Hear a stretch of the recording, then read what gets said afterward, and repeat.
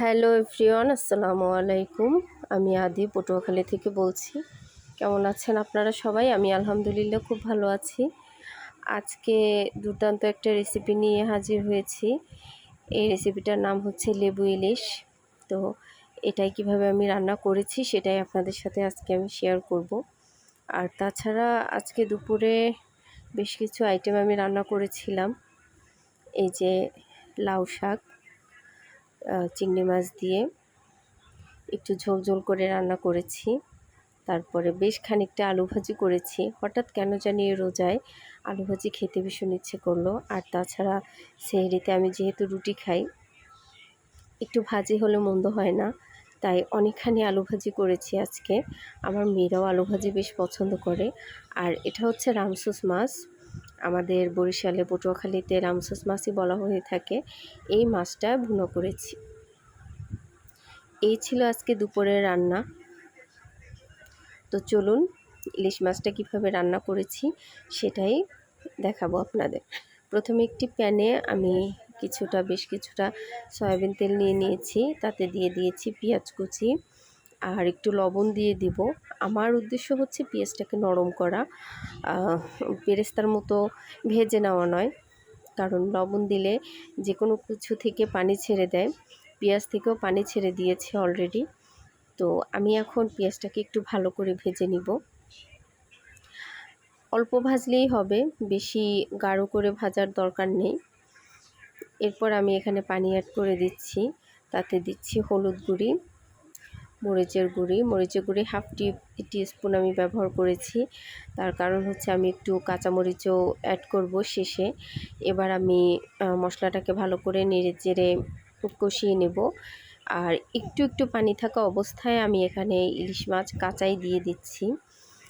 তো এরপর আমি দিয়ে দিচ্ছি এক টুকরো লেবুর রস, ভালো করে চিপড়ে আমি এখানে দিয়ে দিয়েছি। আর মাছটাকে ভালো মতো কষিয়ে নিচ্ছি। এবার আমি এই যে দেখছেন লেবুর যে সবুজ অংশ, লেবুর ছোলাটা, এটা আমি ছোট্ট একটি গ্রেটারের সাথে গ্রেট করে কিছুটা ছোলা এখানে আমি অ্যাড করে দিব।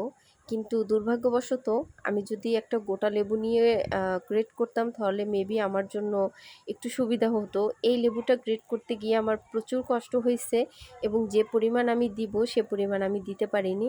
তো আপনাদেরকে সাজেস্ট করব আপনারা অবশ্যই একটা গোটা লেবুই গ্রেট করে নেবেন। এভাবে আমার মতো বোকার মতো কাজ করবেন না, তাহলে গ্রেট করা লেবুর যে খোসাটা আছে সেটা আপনারা মোটেও ব্যবহার করতে পারবেন না।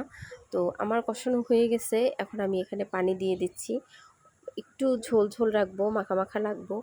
আসলে এই রোজায় না খুব ইচ্ছা করে একটু টক তরকারি দিয়ে ভাত খেতে। তো এজন্য যখনই একটু সুযোগ পাই তখন একটা টক তরকারি নিজের জন্য একটু রান্না করি। আর ইলিশ মাছটা হচ্ছে আমার বাসায় কেউ খাবে না, একমাত্র আমি ছাড়া। আমার জন্যই আমার বাসায় ইলিশ মাছ আসে। তো যার কারণে আমি এটাকে বিভিন্ন রকমভাবেই রান্না করার চেষ্টা করি।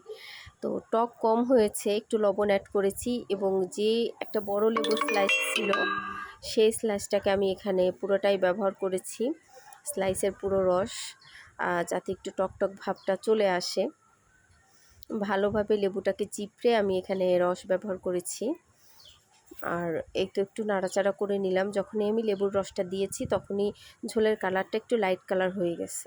আর শেষে স্বাদের জন্য আমি একটু চিনি ব্যবহার করেছি। এতে করে মাছ মিষ্টিও হবে না, কিন্তু আবার এই যে টক ব্যবহার করেছি ঝোলটা টক লাগবে, কিন্তু মাছটা কিন্তু একদমই টক লাগবে না।